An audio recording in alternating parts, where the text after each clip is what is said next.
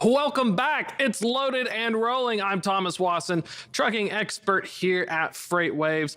Going to be diving into some data today. Now, this is technically the second week of December here. It's 12/12 for those of you paying attention. And one of the big things talking about everyone's mind, of course, is the 2024 economic outlook. I know the Summer Olympics are also coming up, but right now in the freight world, this is the time where we want to figure things out. And one of the cool things this is we're going to be talking about today, as well as bringing in our guest to talk about it. It's the folks at Motive have recently released an outlook on the physical economy. Survey data. We're going to have some charts as well that we're going to use to pull up. Let me look at this real quick here. One of the big cool takeaways as well that we're going to be diving into, you can lose over $1 million in revenue in the last year, how businesses with physical ops due to all these cost, instability, labor, social supply chains. So let's get right to it. Let's dive right in. So the gentleman's going to be joining us today is Hamish Woodrow. He's data scientist and head of strategic analytics at Motive. I talked to you back in July, but with the holidays coming up, a lot more presence and nuggets of knowledge. For folks who are unaware, tell us about what you do at Motive and a little bit about this report. Yeah, sure, and great to be back on the show, Thomas. So yeah, we released the State of the Physical Economy report. So it's a survey of 1,000 leaders across oil and gas, construction, trucking, transportation. And what we're really trying to find out from them is what are the greatest challenges they have exiting 2023, and what are they looking at in 2024? And I think, as we all know, it's a really challenging environment right now. The last couple of years have just been almost exhausting in terms of how challenging as a leader in a company it is. And so we really just want to get a pulse check. And so, right now what they're telling us is rising costs, really big issue coming out of 2023. Economic instability is also hampering them a lot. And overall, across the leaders that we talked to, in the industries we talked to, we found out that about all of them are estimating about $1 million worth of revenue impact this year alone from purely rising costs, economic instability, and labor issues.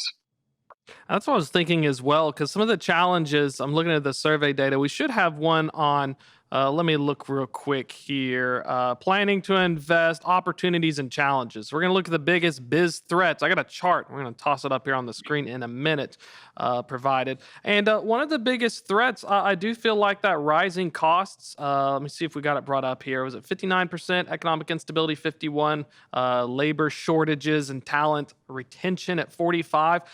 Do you feel like even in the past 12 months, this is more of the past, 3 years situation, or anything stand out in terms of some recent additions, what they're thinking? I think overall, something that's changed a lot, if you think about the industry over the last couple of years, is, 2021 was generally like a pretty boom period in the industry. Your revenue side there's a lot of demand coming out. You saw prices generally going up. If we think about the situation just now in 2023, there's a lot of actually there's a lot less demand. There's kind of slowing demand from the consumer as well, and that's impacting your business at the same time as your costs are going up. You just don't have that much to pass on to others, and so overall the margins of businesses are being compressed a lot. And I think what we're seeing through this survey is that all the leaders are really narrowing in on how can I look at all the inefficiencies of the business, what can I control, and just trying to do a better job of managing their businesses. But it's really tough in the environment of economic instability. This year has been more stable. We've seen less fluctuations than we did in 2022, where you saw diesel prices jump from 380 to 571 during the course of the year. They came back down, but then even in July, we saw a big jump in diesel prices, where July to August, in 3 weeks, the diesel price went up close to 20%, 18%, and 28% in the likes of California as well. So these massive changes to what is your fundamental costs of running businesses are really hard for leaders to contend with, and just a real struggle at the moment, and they continue to become a struggle. And one of the things I thought was interesting as we're thinking of this cost and instability was that in spite of the data showing that these are some serious issues with those rising cost labor, half of all leaders think that in the next year it's going to be better. 18% were about the same, and 32% thought it would be worse. I was kind of surprised because a lot of the talk, at least on the trucking segment as well, I guess if you ask the carriers, they're going to think it's a lot worse, but maybe some of these retailers and shippers have a more rosier outlook.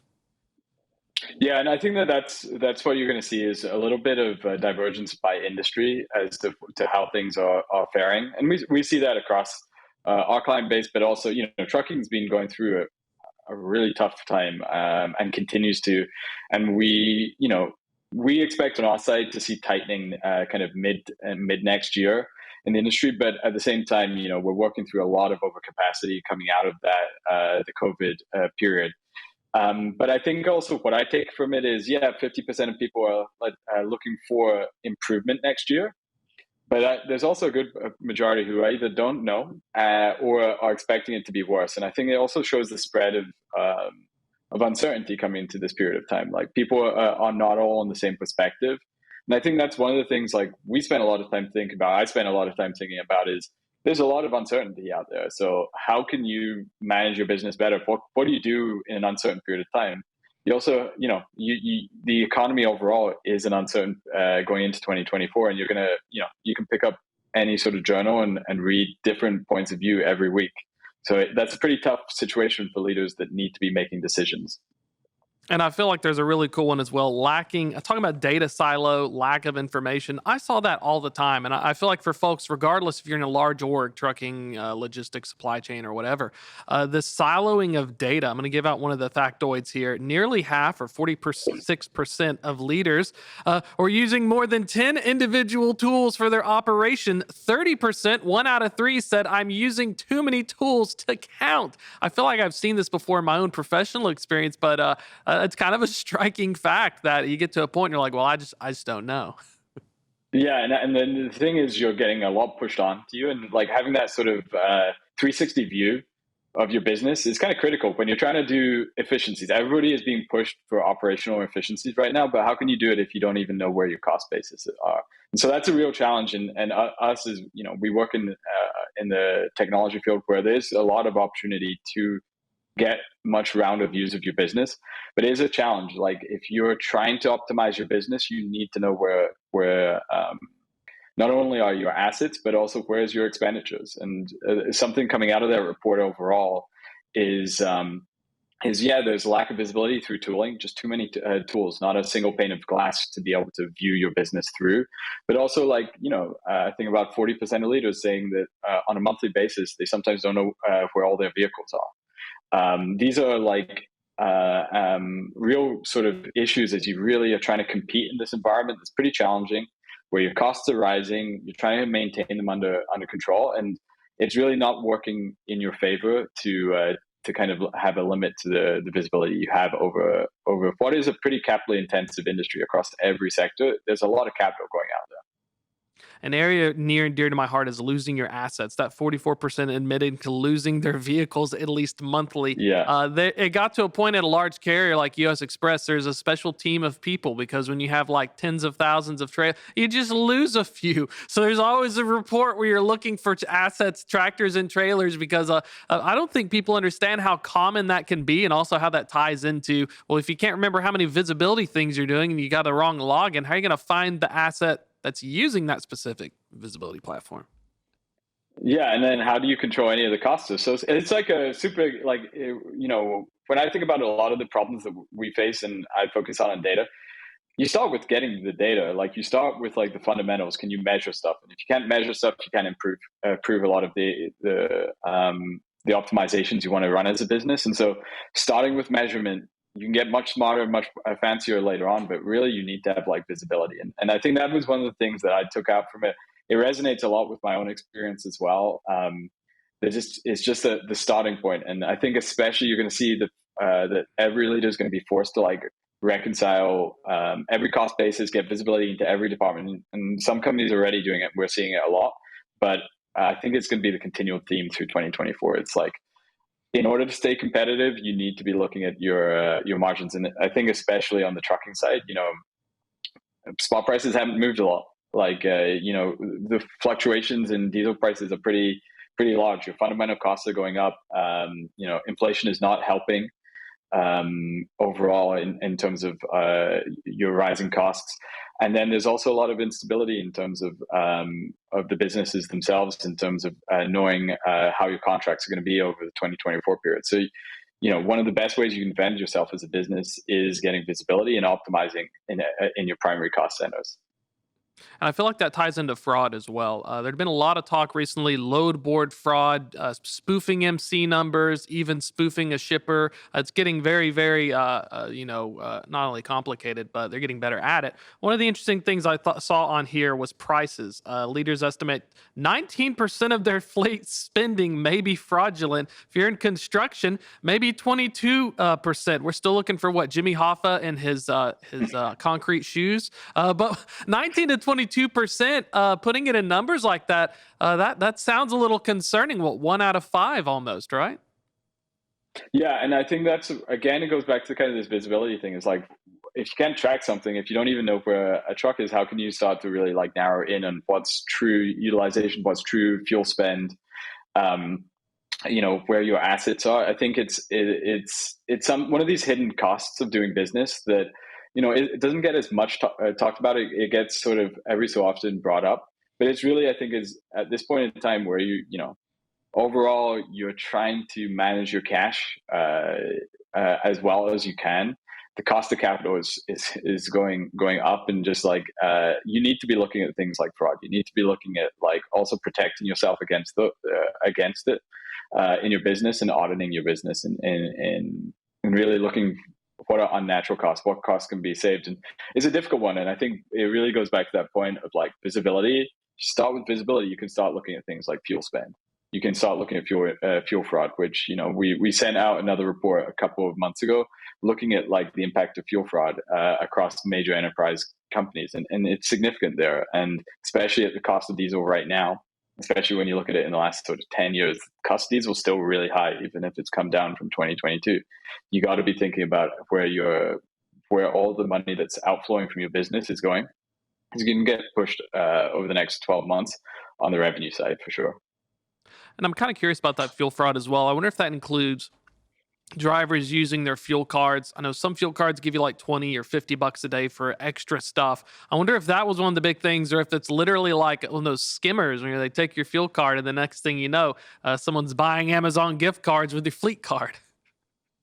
Yeah, and we see a wide variety. So you have everything from the likes of fraud at the pump with the cards themselves getting scanned, and those are becoming more sophisticated. You do see things getting deployed to between like text message verification on the driver's side to inputting more data at the pump. There's different things against that, but there's also a more simple fraud of like where like not full tank is not fueled up, where like there's fuel being skimmed off, where like the location data is different from where the expenditures are versus where the trucks actually are. And so there's various aspects. These things become more and more sophisticated every year, and so you really do need to actually kind of adopt tech in terms of understanding your assets. And the bigger the company gets, the harder it gets to manage these things, especially at the moment where a lot of resources are constrained. Labor, there is certain expertise in labor shortage that we're still seeing in certain parts of the industry. So it's just a tough problem to manage on overall. And kind of looking at things to manage as well, technology. So one of the only aspects they can control, but at the same time, we're looking at these opportunities in the next 12 months. Let's look at this real quick. I think I have the chart as well. It should be 33% of respondents said biggest opportunities for next year, updated your tech. The other one on this chart for opportunities is economic stability. So decreased interest rates, inflation capital, 31%. Improvements in supply chain, 31%. 1 out of 3 increases in consumer demand. So that seems like in terms of like what they're thinking, I think it was impressive with the technology. Is this a situation where, you're hoping that it works, or is now the time in this lean market to make the changes? Should I start looking at buying technology? Are we at a certain cycle, if that makes any sense? Yeah, I actually think it's super interesting. We hear a lot about AI overall and its impact to companies, and you hear a lot. Every day in the news, you're going to hear something different.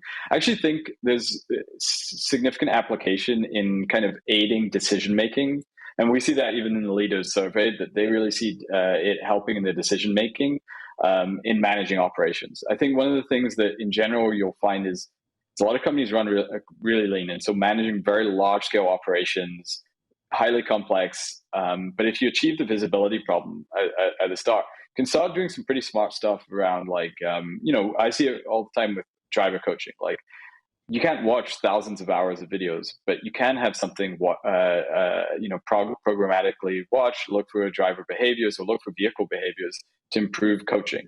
You can see things like that, which essentially the system can go out and make you more effective and ultimately bring down the likes of insurance premiums. Or the same goes for fuel. Like you can do a lot smartly in adapting technology to look at how you can improve fuel. And so if you really look at the main sort of operating costs of companies in transportation logistics, well, yes, there's a huge opportunity to deploy correct technology to help you in those problems. And I think that's what we saw across the leaders we surveyed, especially like a lot of sentiment in the VP and C-suite levels, where they really see that they're going to need help in managing the next couple of years of uncertainty. And I think tech has a huge opportunity to play in the industry in order to support that. I think the AI is really cool. A lot of the telematics companies as well, trying to harvest all of this data. The more carriers you have, the more profiles and data points you're getting, the more you can predict this behavior. Have you all noticed in your conversations, is it slowly getting more adoption, or is there still a big learning curve in changing the way you do business? It used to be you send a fleet safety message over your Qualcomm or something, and then you would basically just, if something happened reactively, oh, I need to coach it. But now with the new tech, you can almost predict it before it occurs based on hard braking events, deceleration, and other factors.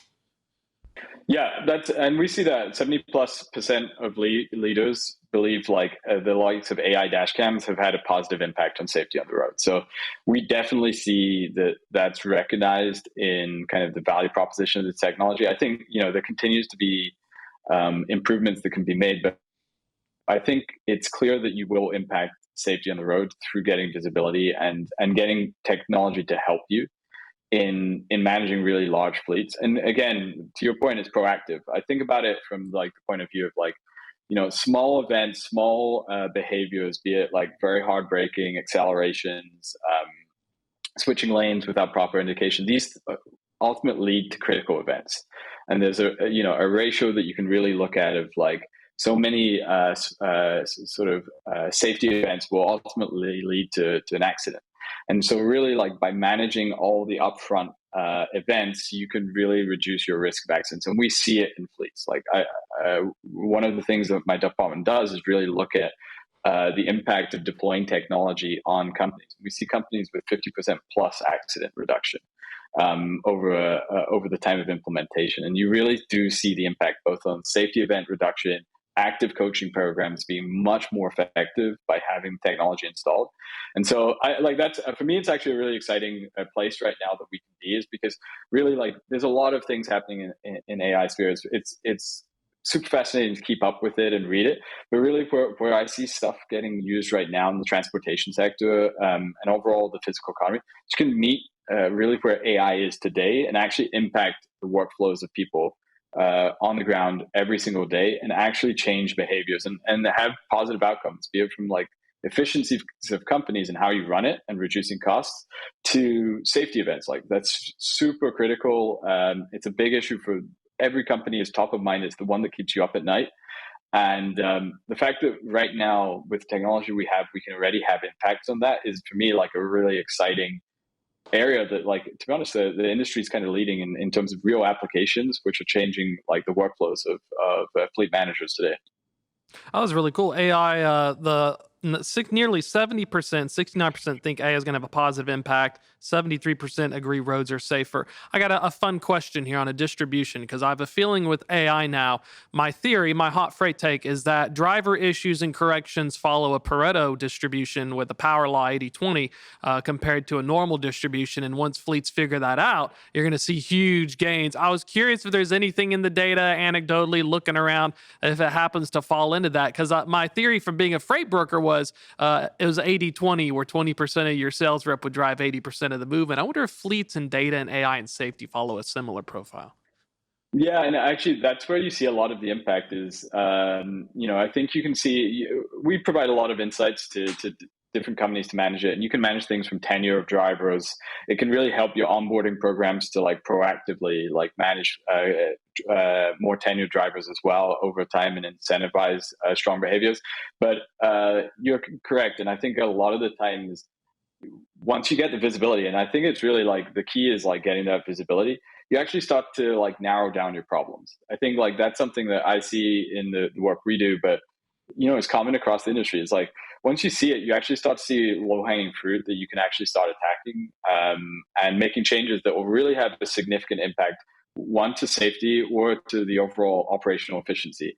And we've seen that a lot in terms of applications of our software, but in general across the sector, you're going to see a lot as soon as you get that sort of first element of visibility, you're going to start seeing these things don't make sense. Someone with experience can start looking at it, and tech can bring the insights to someone who can make a better decision. The problem today is if you have to like analyze everything yourself, you just don't have enough time to actually think about the right strategies to propose. You don't spend as much time really being proactive about things. You're completely reactive, and 80% of your day is just being reactive, and you can't easily make things better, or the pace of making things better is much slower. So that's where like I'd say like always, and this one we have discussions with our enterprise clients as well. It's just like visibility, and then you'll very quickly see things to optimize, and you're actually going to make each individual manager managing fleets or your assets much more effective just by getting them total 360 visibility on the assets. And it goes to our final one, what leaders plan on investing in 2024. Dovetailing into that, we have one of the charts, 45% upkeep and retention and training, 43 new equipment, 40% workforce management software, fleet software to 37. That's what it does look like. Based on this information, these leaders, I'm assuming we'll see an acceleration because now with AI and other tech, I can actually figure out what employees I need to talk to and not waiting until they really screw it up. Yeah, absolutely. And I think like it's so clear, like investing right now, we see a big change. If you're trying to optimize your business, like you got to invest in people who are going to make the right decisions constantly. Like you're going to have to run leaner. And that means kind of with the existing workforce you have, making each person more effective. And that's also going to be making you competitive. Like ultimately, we've seen it in the freight industry over the course of 2023 and really through 2022 with so much contraction going on and still contracting at a fast rate every single month. The ones that are remaining are really optimizing their business. And if you make your business really strong during a pretty tough period right now, which is, historic levels of toughness for the industry, it's going to pay dividends in the future. There's going to be a time that the market will tighten, and the operational efficiency and the rigor to which you kind of manage the business and the costs are going to help in your long-term margins as a business, and can make you much stronger position. And so I see that a lot in the leaders. We talked to the leaders that came through the surveys. This is a time to invest in efficiencies. And looking ahead here, I got about 2 minutes left. Any upcoming reports or data you want to preview here for folks just checking it out? I know you have one that is not under embargo till tomorrow, so can't talk about the economic one yet. But what stuff's coming up in the pipeline? No, and so yeah. Well, you preluded to it. Like we got the Motive economic report coming out tomorrow. It'll go live on our website, and even just talking about it, I think some things that we're seeing overall is like one of the things we're looking for. I think it's talked about all over right now is how's the retail sector going to fare coming into the holiday season. And so what we've seen over the last couple of months is that we've seen a real rebound of the retail sector in general. But this is more, and so right now we exited October around 4% down year over year. compared to 2022. We kind of expect us to really tighten up over the next couple of weeks. We actually expect this week to hit our peak, sustaining into next week, being a peak period as well for freight moving into distribution facilities. We monitor distribution facilities, tens of thousands of distribution facilities across the US. And one of the big indexes we're going to publish tomorrow is our big box retail index, monitoring how early shipments are coming in December to these facilities. But a big trend coming out that I can already talk about is, we're finally getting a little bit better information about actually what's going into inventory. If we imagine H1 this year, there was this whole emphasis on destocking. So we started the year about 18% year over year down in terms of trucks going into distribution facilities for retail. This was driven completely by a phase of there was too much inventory in place. You saw that through the inventory to sales ratios, that just every retailer was trying to bring down inventory and focus on destocking, which gave us a lagging signal towards what was really happening in terms of demand. And so what we're finally seeing is inventories finally come back in. And so you'll see that in the report we publish tomorrow. And I really look forward to sharing it also. Looking forward to checking out as well. Running low on time, folks. Want to get in touch with you or Motive. Best way to find that information. Yeah, so please, look at gomotive.com. You're going to find all the information, the publications that we do on a monthly basis. And, also through LinkedIn, we'll be sharing out a lot of the research that we publish every month. Perfect. Hamish, thanks so much for your time. Looking forward to that new data as well. Have wonderful holidays. We'll see a lot more retail activity hopefully soon, and keep folks rolling. Thanks again for coming on. Thank you. That's going to be a wrap, but if you're just joining us, it's going to be on YouTube, Apple, Spotify, wherever you're going to find a podcast. Newsletter comes out Thursdays, 2 p.m.